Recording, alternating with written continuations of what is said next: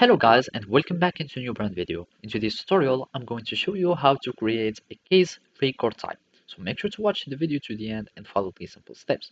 So first, we need to go to setup from the setup menu, and then we need just to go to our object manager.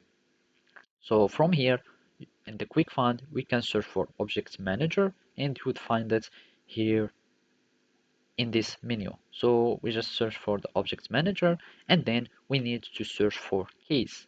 And here in the case, we can start creating a record type for it.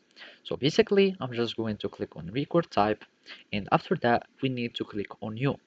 Now, after clicking on new, we will need just to create a new record. But now it seems that it needs for our record type to have a support process. We can also create a support process from here, and we click on new and we add it for our process. So here master and my process, and then we click on save.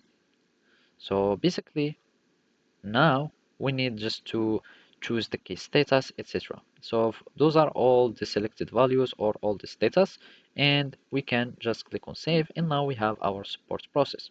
We go back to our objects manager and go to our case again and click on the record type, and we can click on new and we will be able to create new ones.